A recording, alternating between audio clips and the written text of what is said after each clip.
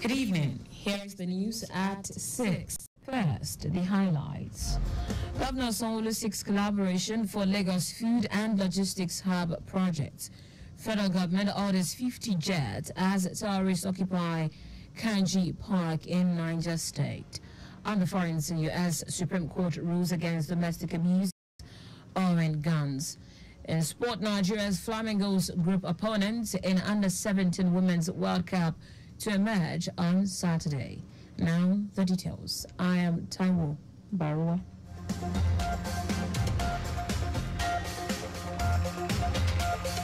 In line with its commitment to food security and sufficiency in Lagos, Governor Babajide Sanwo-Olu's administration has established concrete plans for effective collaboration in Ranches International Market, renowned as the world's second largest wholesale food market, and the Lagos State government.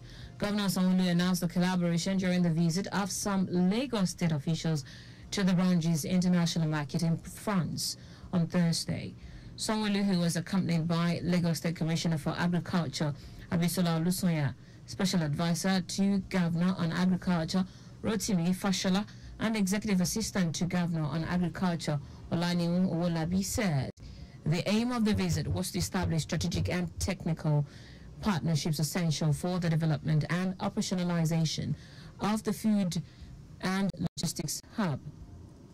Governor Sanwo-Olu and his team's visit to Ranches International Market in Paris is part of efforts being put in place by the Lagos State government to advance the construction of Sub-Saharan Africa's largest food security system and general logistics park on a 1.2 million square meter site in Ketu, Erenyu, Ekpe. It would be recorded that Governor Sanwo-Olu on August 24, 2022, flagged off the construction of the Lagos Food Logistics Hub project, which will be the largest food security systems and central logistics park in Sub-Saharan Africa when completed. The establishment of the food park is a component of an audacious 5-year agricultural and food systems roadmap 2021 to 2025, launched in 2021 by the Babajide Sanwo-Olu administration to enhance food sufficiency in Lagos. Lagos State government has charged the heads of agriculture and social services across the 57 cantons to embrace improved ways to tackle food shortage in the state. Special Advisor to Governor Babajide Sanwo-Olu on Rural Development, Nuruddin Yekini Agbaje, gave the charge at an interactive session held at the ministry in Alausa, Ikeja, stressing that food shortage in the state is as a result of few people venturing into agriculture. Yekini Agbaje harped on the importance of agricultural revolution in the state, noting that the agricultural sector can only be improved and enhanced when adequate attention is given to agriculture at the grassroots. Hence, the need for heads of agricultural departments at the councils to equip farmers in the communities with requisite skills needed for farming all year round. He said the state government is willing to invest in the improvement of agriculture farming in the state to tackle the death of food production and distribution in Lagos. The special advisor enjoined the participant to engage farmers in their domain to intensify areas where government can come in to help increase agri-production. The Lagos State Office of Infrastructure has organized a 3-day training program for 60 engineers with the theme Bridge Building from Theory to Practice. The training focused on the practical application of theoretical knowledge aimed at enhancing the skills and expertise of engineers in bridge and road construction.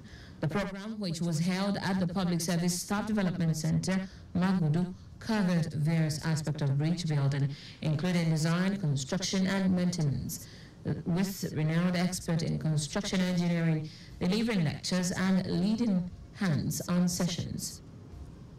Speaking during the opening session, Special Advisor to the Governor on Infrastructure, Olufemi Daramola, describes the training as not just an event, but a cornerstone to the state's ongoing commitment towards enhancing infrastructure development in Lagos. And now to the rest of the stories. The federal government has announced plans to bolster its anti-banditry operations with the acquisition of 50 new aircraft scheduled to arrive between now and next year. The Chief of Air Staff, Hassan Abubakar, said the air fleet would include 12 H-1 attack helicopters, 24 M346 attack aircraft, 12 Augusta Wetland 109 helicopters, and 2 CASA 295 medium airlift aircraft. It said the initiative aims to strengthen security effort in the northwest region and across Nigeria as terrorists occupied the Kanji National Park in Niger State. Expressing gratitude to the federal and state government for their support in combating banditry, the Air Chief praised NAF personnel for their dedication to maintain peace and security in the region.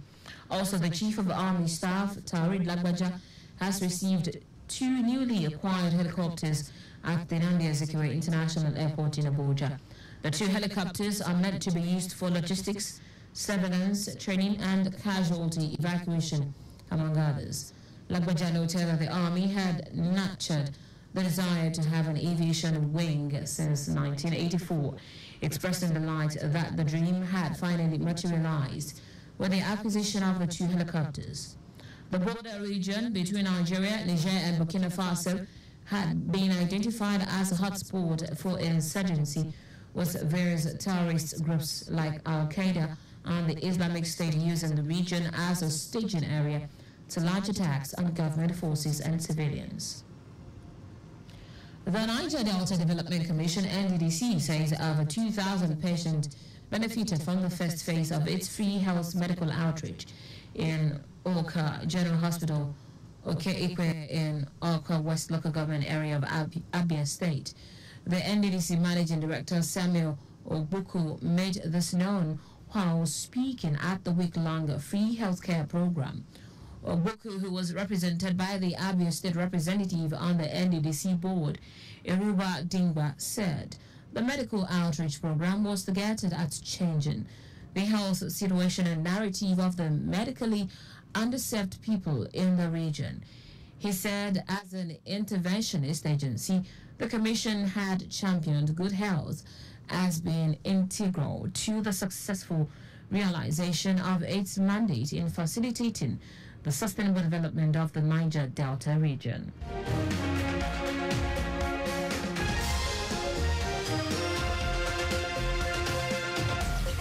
And foreign news now, the Supreme Court in U.S. has ruled that people placed under restraining orders for domestic violence do not have a right to own guns.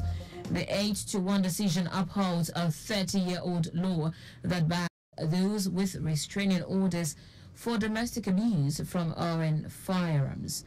At the center of the case was a Texas man, Zaki Rahimi, who was indicted under the 1994 law but filed an appeal after the court significantly expanded gun rights in a 2022 ruling.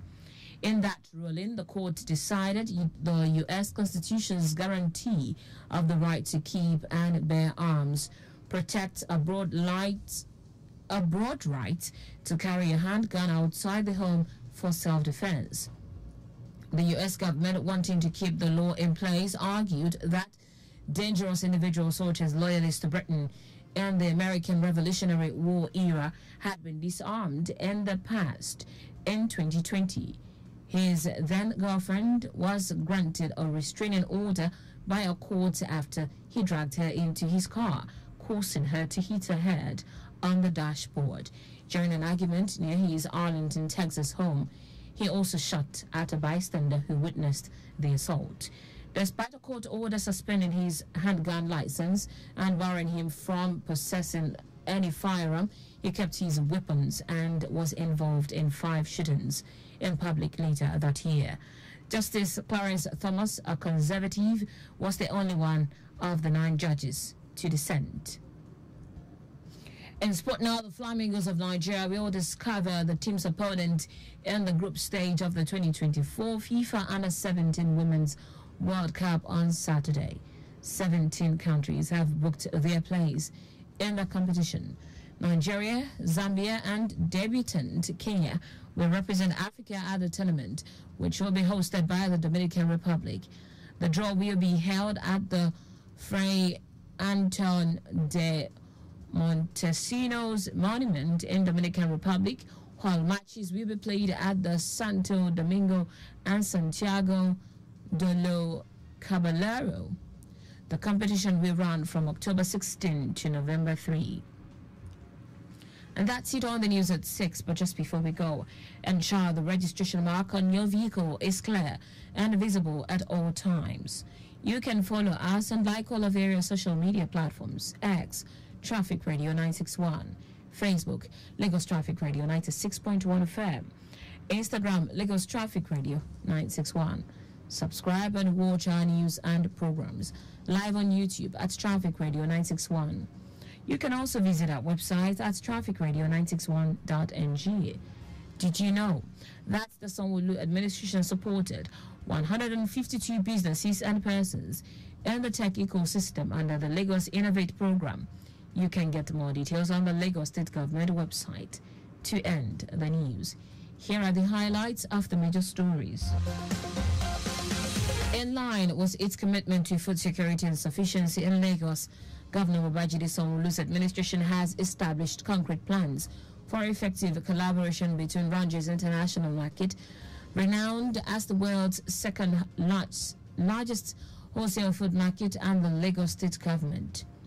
The federal government has announced plans to bolster its anti-banditry operations with the acquisition of 50 new aircraft scheduled to arrive between now and next year.